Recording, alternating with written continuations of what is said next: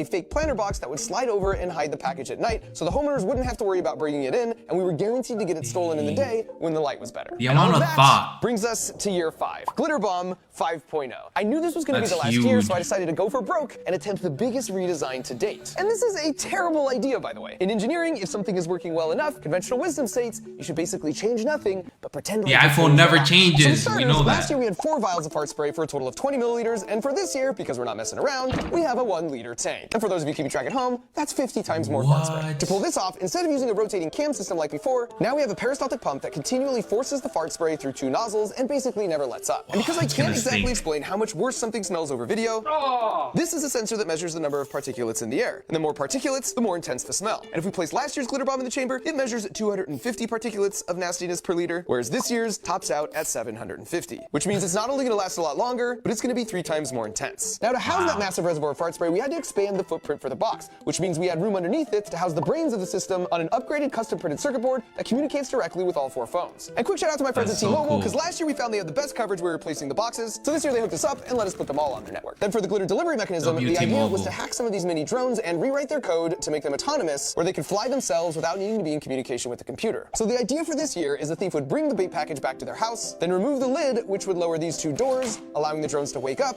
and take off. And so instead of a single concentrated area of glitter from a spinning cup like before, the drones would just meander all around the house, leaving millions of tiny shimmering reminders not to take stuff that isn't yours. And as part of our code rewrite, if the proximity sensors register someone approaching, they'll just casually fly themselves to a different part of the room. And all of that perfectly sets up the checkmate, because while they're fully distracted dealing with the drones, the box starts to drastically change the room's air quality at a rate of 1 liter per minute. This like and subscribe, chat. And arguably had a much higher risk of failure in the field, but then we took it one step further by designing a sister box that could be used for a car break-in. Since I live near San Francisco, which is the smash and grab capital of the world, 2 years ago we went right into the lion's den, which placed the box in a somewhat alarming predicament. Oh yeah.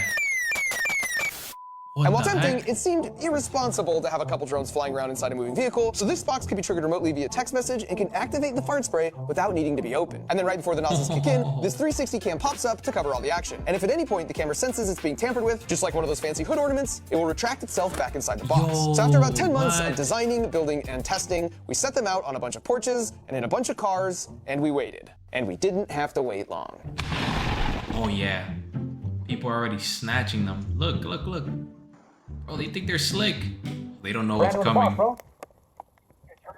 And be recorded too. Audio sound. Nice, Oh, y'all ready for this, chat?